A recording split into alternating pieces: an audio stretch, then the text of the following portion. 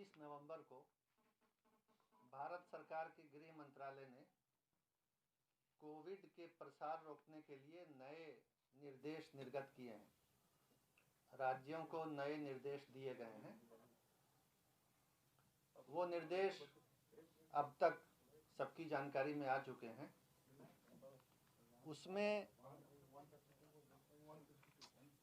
राज्य सरकारों को अधिकृत किया गया है कि स्थिति को देखते हुए कुछ अतिरिक्त पाबंदियां भी लगाई जा सकती हैं।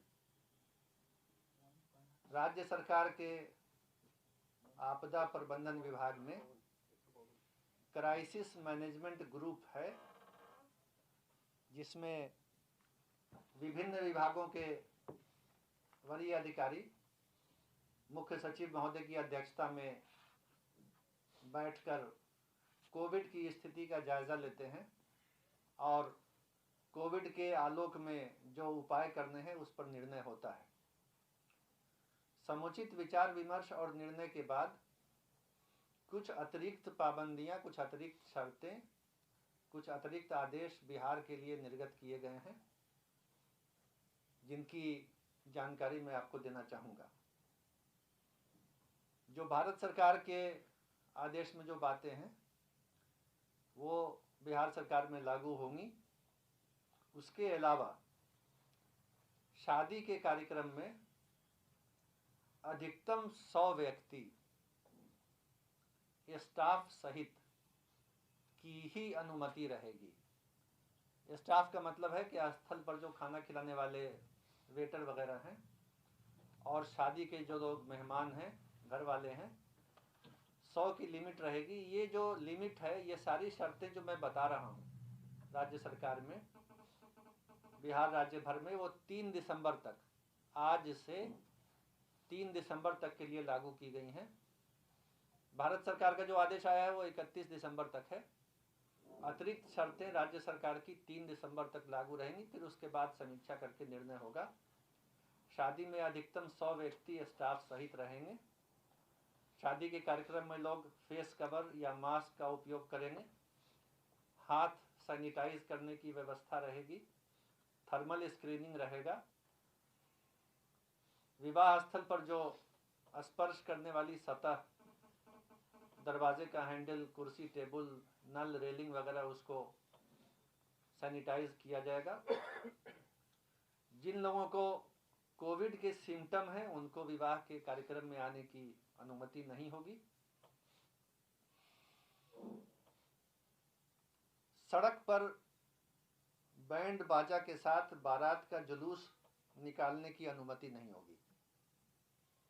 सड़क पर जुलूस की शक्ल में नाचते गाते हुए डीजे, बैंड बाजा, लाउडस्पीकर के साथ नहीं जा सकेंगे। विवाह स्थल पर बैंड बाजा बजाने की अनुमति होगी, लेकिन सड़क पर बारात के जुलूस में नहीं होगी। ये शर्तें वैवाहिक कार्यक्रम के लिए लगाई गई हैं। श्राद्ध कर्म के लिए अधिकतम 25 लोगों की उपस्थिति की शर्त लगाई गई है। आदेश में राज्य सरकार ने कहा है श्राद्ध में अधिकतम 25 लोग ही भाग ले सकेंगे। उसके अलावा एक विशेष अवसर है कार्तिक पूर्णिमा के अवसर पर स्नान का कार्यक्रम। इसके बारे में निर्देश है कि जो जिला प्रशासन है वो नागरिकों के साथ, नागरिक संगठन, वार्ड पार्षद, पंचायत प्रतिनिधि आदि के साथ समन्वय स्थापित करेंगे और कोविड के संक्रमण से बचने के लिए जो दिशा निर्देश है उसके बारे में लोगों को बताएंगे। और ये भी बताएंगे कि भीड़ भाड़ की जगह या स्नान करते समय पानी में या हवा में संक्रमण फैलने का खतरा है, इसलिए लोगों को प्रेरित किया जाए, लोगों को समझाया जाए, बताया जाए, एजुकेट किया जाए कि नदी घाट पर स्नान करके, भीड़ भाड़ करके स्नान करने से संक्रमण का खतरा है। लोग इस बारे में सावधान और सतर्क रहें। इस बात की जानकारी रहे कि भीड़ भाड़ वाले स्थान पर स्नान के मौके पर हवा के माध्यम से या पानी के माध्यम से बीमारी फैल सकती है। यह समाज को इसकी जानकारी दी जाए। अधिकारीगण, जिला प्रशासन देगा। साथ ही साथ कार्तिक पूर्णिमा के स्थान पर स्नान के दिन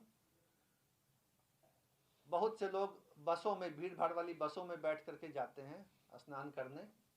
उसके बारे में भी लोगों को जागरूक किया जाए, बताया जाए कि इसमें बीमारी फैल सकती है। बसों के द्वारा, भीड़ भाड़ वाली बसों की यात्रा में जो खतरे हैं लोगों को बताया जाए। और उसी तरह से कार्तिक पूर्णिमा स्नान में 60 वर्ष से अधिक उम्र के लोग घर में रहें। अन्य कुछ लोगों को भी परामर्श दिया जाए कि वो घर में रहें। जिन लोगों को घर में रहने का परामर्श दिया जाएगा उसमें 60 वर्ष से अधिक उम्र के व्यक्ति, गर्भवती महिलाएं, 10 वर्ष से कम के बच्चे, बुखार से ग्रस्त व्यक्ति और अन्य गंभीर बीमारियों से ग्रस्त व्यक्ति घर में ही रहें। कार्तिक पूर्णिमा स्थान के अवसर पर ये भी सलाह दी जाएगी। तो ये सब जो थी बातें, ये कार्तिक पूर्णिमा के बारे में थी।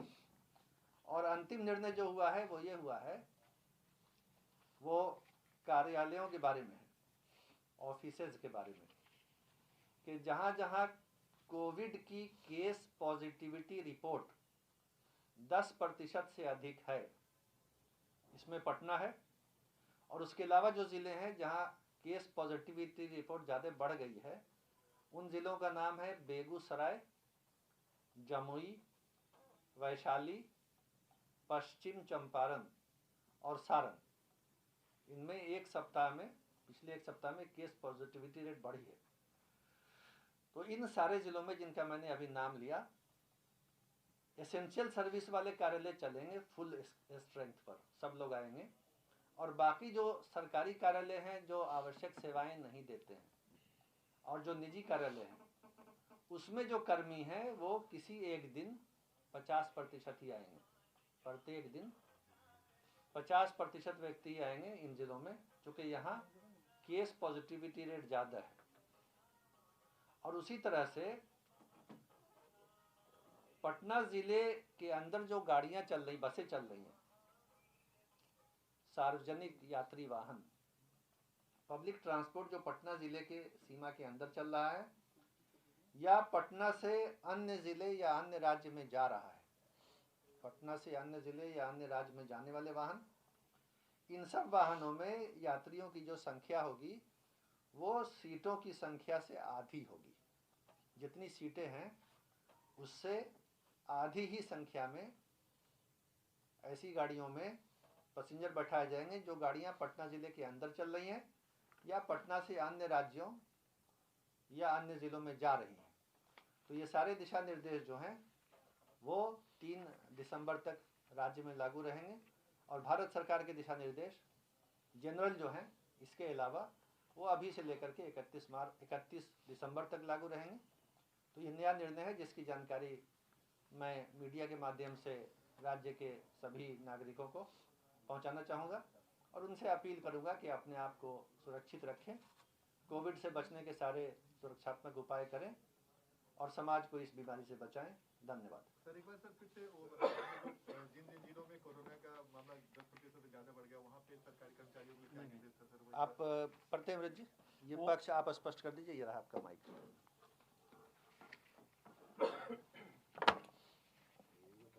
गवर्नमेंट ऑफ इंडिया के जो गाइडलाइंस हैं उसमें ये बड़ा क्लियर कट है कि अगर एक सप्ताह में वैसे शहर, सिटीज़ जहाँ पर कोविड पॉजिटिविटी रेट 10% से अधिक है, तो उन शहरों में सरकारी कार्यालय, गवर्नमेंट ऑफिस, प्राइवेट ऑफिस को रेगुलेट करना चाहिए, स्टैगर्ड अप्रोच होना चाहिए। उसी क्रम में बिहार में पटना अकेला शहर है जहाँ पर कोविड पॉजिटिविटी रेट कंसिस्टेंटली 10% से ऊपर है।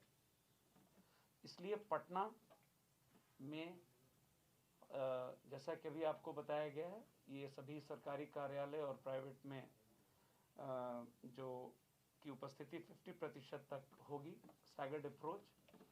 लेकिन इसके अलावा एक जो हम लोग समीक्षा कर रहे हैं ऑन अ डेली बेसिस, तो कुछ डिस्ट्रिक्ट्स हैं जहां पर हम लोग केस पॉजिटिविटी रेट नोटिस कर रहे हैं पिछले 3 दिन 4 दिन में थोड़ा बढ़ रहा है, not at a normal speed.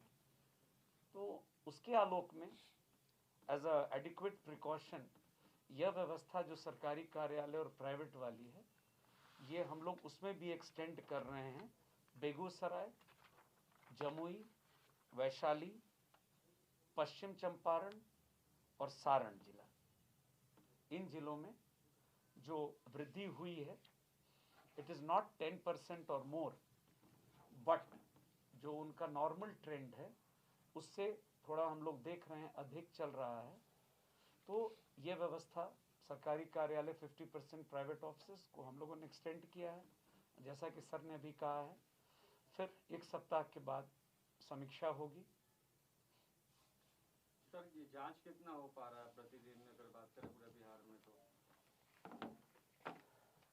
ये ऑन एन एवरेज हम लोग की कोशिश है, आज ही नहीं हमेशा से 1 लाख के ऊपर का टेस्ट कंसिस्टेंटली हम लोग कर रहे हैं, और पिछले कुछ दिनों में जो स्थिति है उसको देखकर अग्रेसिव टेस्टिंग हम लोग करा रहे हैं।